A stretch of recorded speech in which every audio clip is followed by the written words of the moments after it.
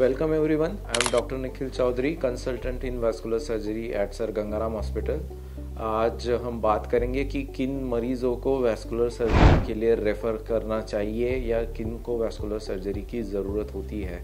इस संदर्भ में मैं बात करूंगा डायबिटिक फुट के बारे में। डायबिटिक फुट के जो मरीज होते हैं जिनको डायबिटीज़ की वजह से पैर में घाव बन जाते हैं, इन मरीजों का इलाज अगर बाहर कहीं भी चल रहा है, छोटे क्लिनिक में अगर इलाज हो रहा है और अगर सारे इलाज के बावजूद भी अगर ज़ख्म ठीक नहीं हो रहा है तो इन मरीज़ों को वैस्कुलर सर्जरी को रेफ़र किया जाता है, क्योंकि ज़ख्म ठीक ना होने की बेसिक वजह होती है कि खून की नसें में ब्लॉकेज होता है, जो कि जिसका ट्रीटमेंट बाहर बहुत बार डॉक्टर कर नहीं पाते हैं।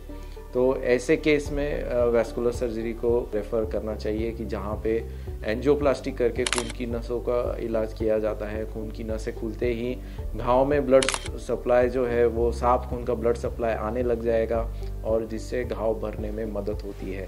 तो इस प्रकार से वैस्कुलर सर्जरी जो है, जो ना भरने वाले घाव है या फिर जिनका गैंग्रीन बढ़ते जा रहा है पैर में, उसी वहीं पे रोक देने में काम आता है। तो वैस्कुलर सर्जरी से मरीज का पैर बच सकता है। जहाँ पे पैर बचने की उम्मीद ना हो वो सारे मरीज जो है वो वैस्कुलर सर्जरी को रेफर किए जाते हैं। तो एंजियोप्लास्टी एक ऐसा ट्रीटमेंट है कि जिसमें बिना कट के प्रोसीजर किया जाता है। लोकल एनेस्थेसिया में होता है ये प्रोसीजर, जिसमें मरीज को बेहोश भी नहीं करना पड़ता।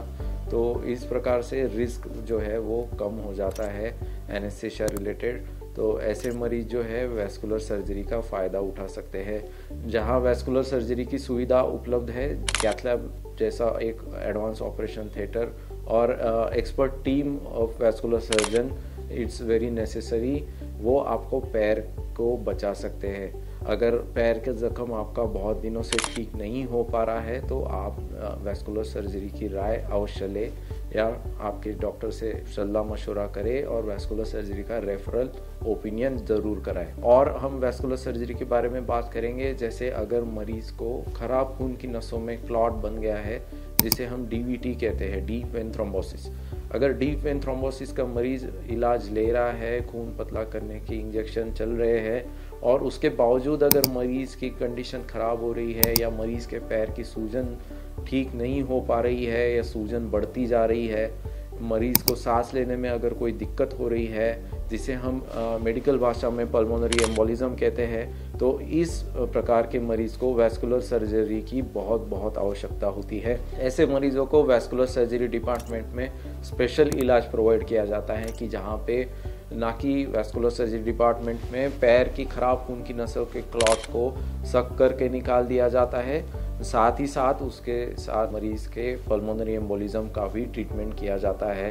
तो ये सारे डिटेल ट्रीटमेंट के बारे में मैं आपको आगे आने वाले वीडियोस में बताऊंगा कि किस तरह से इलाज किया जाता है और मरीज़ को कितने दिन हॉस्पिटल में रहना पड़ता है। तो इस इलाज का फ़ायदा ये होता है कि मरीज़ का पैर का सूजन जो है जल्दी ठीक हो जाता है, क्लॉट निकलने से पैर का सर्कुलेशन ठीक हो जाता है। तो ऐसे मरीजों के लिए, DVT के मरीजों के लिए स्पेशली वैस्कुलर सर्जरी बहुत इंपॉर्टेंट रोल प्ले करता है। दूसरा इंपॉर्टेंट टॉपिक है वैस्कुलर सर्जरी में कि जिसमें मेन मुख्य जो खून की नस होती है जो हार्ट से निकलती है, जिसे कहते हैं एओर्टा। अगर एओर्टा के कोई भी बीमारी हो, जैसे एओर्टा में अगर कोई ब्लॉकेज हो या नैरोइंग हो गई हो या सिकुड़ी हुई हो एओर्टा की नस, या फिर एओर्टा की नस गुब्बारे की तरह फुली हुई हो, जिसे हम एन्यूरिज्म कहते हैं मेडिकल भाषा में, अगर एओर्टा का एन्यूरिज्म का मरीज है तो उसे वैस्कुलर सर्जरी के लिए रेफ़र किया जाता है।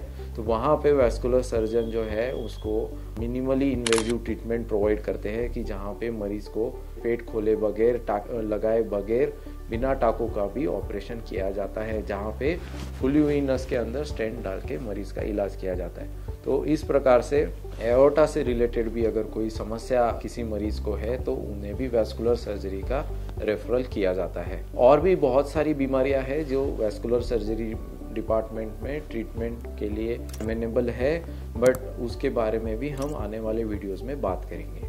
धन्यवाद।